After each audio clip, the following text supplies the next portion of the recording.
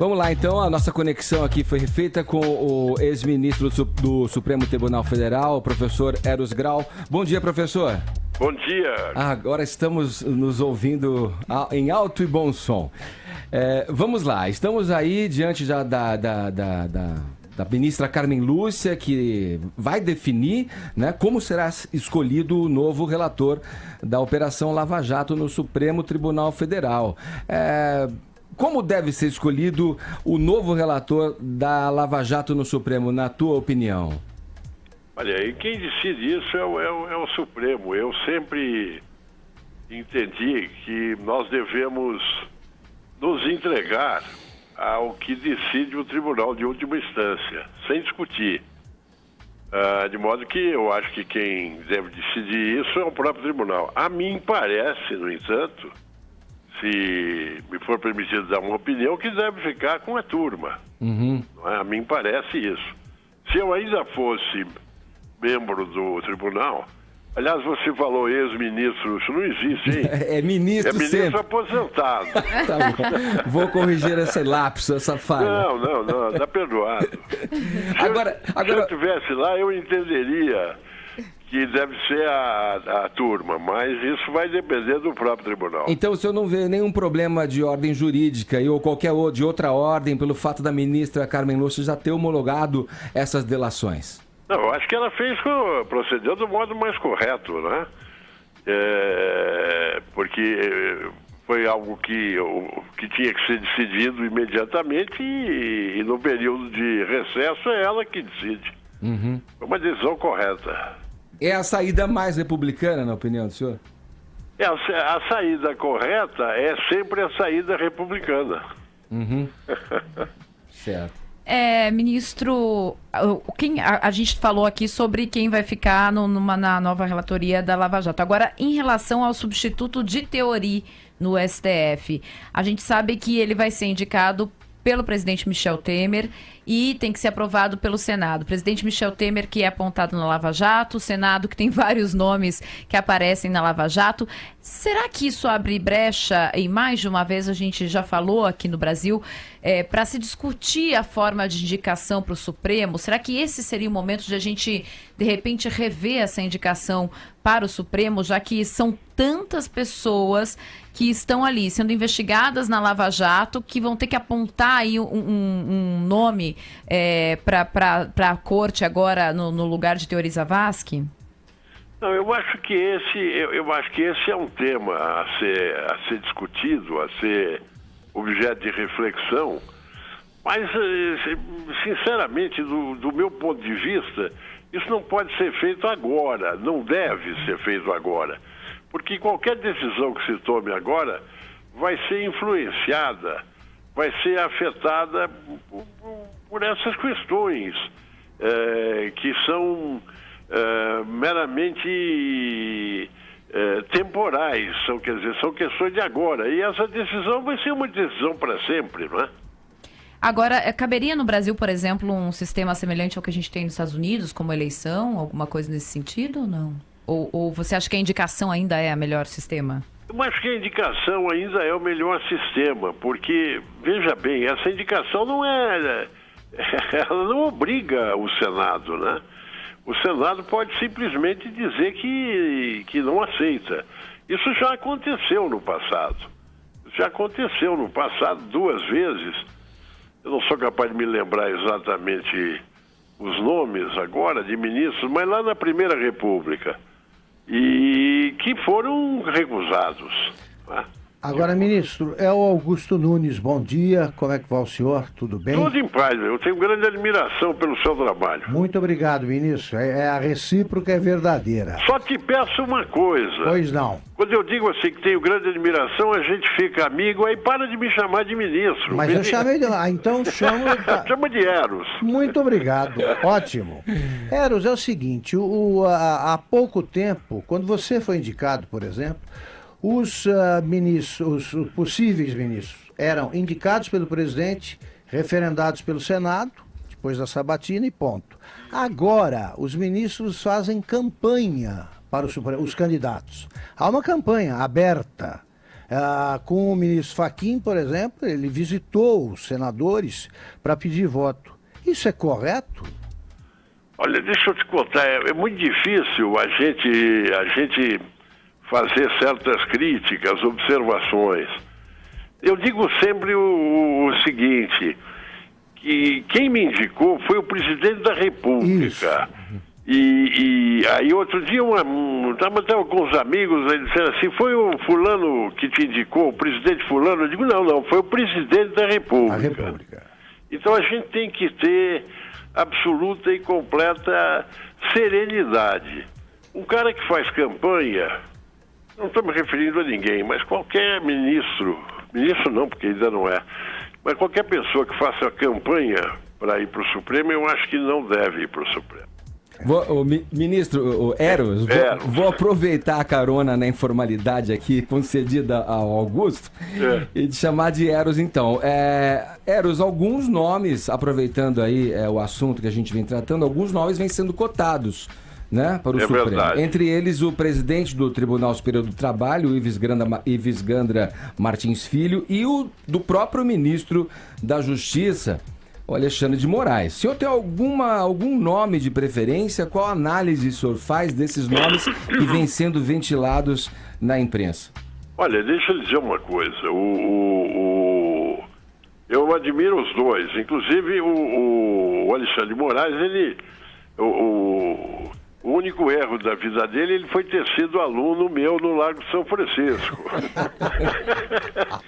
Mas é um ótimo rapaz, um rapaz prudente, e o Ives Filho também.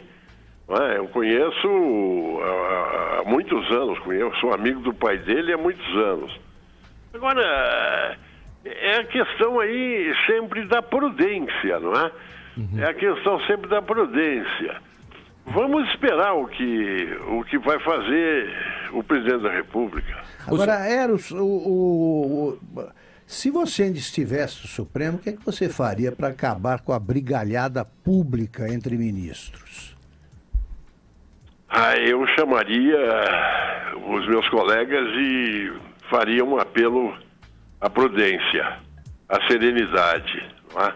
É uma coisa muito curiosa. Eu vou muito à França, fui professor visitante lá, e uma coisa curiosíssima é que lá ninguém sabe que se um ministro da Corte Suprema passar pela rua, ninguém conhece, ninguém sabe, porque há uma serenidade, uma prudência e um recato muito grandes. Não é? Isso me parece fundamental. O próprio ministro Teori Zavascki, Eros, era um cara avesso a holofotes, né? Aproveitando isso que você falou, ele preferia se manifestar ali nos autos. O senhor acha que os integrantes da Corte Máxima do Judiciário devem ter essa postura, portanto, mais discreta? E outra, aproveitando aí, já emendando uma outra pergunta, aproveitando o que você disse com relação a isso vai ter que ter calma para a escolha da outra pessoa, leva um tempo. Como administrar esse tempo necessário, na tua visão, frente à celeridade que se mostra diante de um fato que pode mudar os rumos do país? Olha, eu acho que o tempo aí é muito importante para que o presidente da República e depois o Senado possam refletir serenamente. O processo da Lava Jato, os processos que envolvem a Lava Jato vão continuar a caminhar. Eu acabei de ver agora, enquanto esperava para a gente conversar, acabei de ver nessa coisa terrível que se chama internet, que a ministra Carmen Lúcia já recebeu, aprovou todos os atos, não é? O que eu aspiro muito é que todos os juízes, não apenas o Supremo, tenham serenidade e prudência, né? Prudência, porque eu estou falando demais, posso continuar? Tá, por favor. Não, você viu o seguinte, uma coisa que eu insisto sempre, inclusive insistia muito antes de me aposentar como professor da São Francisco, e quando ainda me chamavam para fazer conferência, agora não me chamam mais, né? É muito raro. Aí fica a dica. Mas eu digo, só me chamam na França, é curioso, aqui não. Mas o que eu digo sempre é o seguinte, quando a gente fala em jurisprudência, é prudência, não é jurisciência. O direito não é uma ciência, o direito é uma prudência, né? Então isso é muito importante. O homem prudente é o homem sereno, é o homem que tem tranquilidade. O Thiori era um homem sereno, muito meu amigo, eu lastimei demais a partida dele. Eros, você falou sobre essa prudência, essa necessidade de serenidade, né, na corte, sobretudo nesse momento em que há uma exposição muito forte das rixas internas ali dos ministros. Como é que você vê uma alternativa para minimizar isso? Você vê nesse momento uma alternativa para minimizar isso? Sobretudo diante desse perfil da corte atual? Olha, eu tenho muita admiração pela Carmen Lúcia. Ela é uma pessoa, eu acho ela uma pessoa serena. Eu acho que ela talvez vá conseguir prudentemente harmonizar as coisas. Espero que isso aconteça, né? Porque eu não quero que se repita mais uma cena que se passou comigo num restaurante ao lado da minha casa aí na rua Bela Sintra. O chefe Ruge, eu estava saindo do chefe Ruge, não sei se falou: ô ministro, bom dia, boa tarde. Eu falei: não sou eu não, é meu sósia. Sósia? É um momento que a gente quer sair fora, assim. Não sou eu não, aquele cara é meu sócio. Fala, Vini. Eros, bom dia. Há cerca de um ano, o senhor defendeu a legalidade do impeachment, até então, da presidente Dilma Rousseff. Sim. Eu queria saber agora, depois deste um ano e de tudo que aconteceu, fazendo um retrospecto de toda essa mudança de poder, você acha que este processo foi mais positivo ou negativo para o país? São duas coisas diferentes. Uma coisa é você me perguntar como é que eu analisaria juridicamente, tá? Uhum. Analisando juridicamente, eu diria o seguinte: me parece que o processo foi perfeito em termos de atos procedimentais e tudo mais. Então isso é uma coisa. Agora, outra coisa é analisar as consequências disso, né? Eu não sei, aconteceu tanta coisa. Agora, eu também me pergunto, e se não tivesse sido cumprido aquilo que manda a Constituição? Talvez fosse pior, não é? Uhum.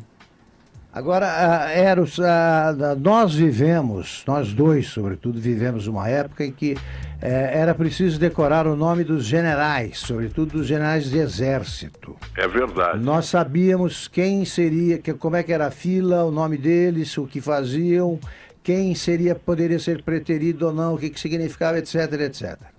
Hoje, e naquela época, ninguém sabia o nome dos ministros do Supremo. Hoje, todo mundo conhece os ministros do Supremo, até o Thiori Zavascki, que tinha esse perfil discreto, era conhecido, tá? Haja visto a repercussão da morte dele. Isso é bom, essa presença ostensiva do Supremo na vida política brasileira significa judicialização da política? É uma distorção ou não? Eu acho que é uma coisa ruim. Você sabe que esse negócio começou com um pequeno ato que foi praticado, chamado televisionar as sessões. Uhum. O Brasil é o único país do mundo, só existe um outro, em que há transmissão pela televisão das sessões. Está compreendendo? E foi isso, na minha opinião, que banalizou o Supremo. No tempo que eu era ministro lá, houve um colega lá que falava, e o presidente era o Nelson Jobim, e o Jobim disse: o senhor falou demais já. E esse ministro disse: olha, meu presidente, eu não estou falando para os senhores. Quer dizer, as pessoas começaram a falar para o público. Isso não tem cabimento, não existe em nenhum país do mundo isso, não é? Então, o grande erro, na minha opinião, foi a banalização e a transformação dos julgamentos num espetáculo de televisão. A câmera leva a vaidade por onde ela passa. Uma coisa terrível. Foi isso que aconteceu, isso que banalizou, não é? Olha, Eros, para a gente finalizar, eu gostaria, bom, pelo que você já disse aí, de que os processos vão continuar, dá para a gente entender então que, na tua opinião, a Operação Lava Jato não corre nenhum risco. Eu acho que não, acho que ela não corre. E depois é o seguinte, como houve a banalização pela transmissão, hoje o tribunal está na mão da opinião pública. Quer dizer, o tribunal não pode contrariar a opinião pública. Isso é uma barbaridade, rapaz. Porque senão vai ter que dizer que é o sósia. Não fui eu que decidi. Mas não tem a menor dúvida. Tá bom, olha, muito obrigado. Eu agradeço muito aqui a conversa com o ministro aposentado, atendendo a um pedido dele, o Eros Grau. Obrigado, não, viu? É o tratamento, certo? É isso aí. Obrigado, Eros. Um abraço. Muito obrigado, abraço. Um abraço.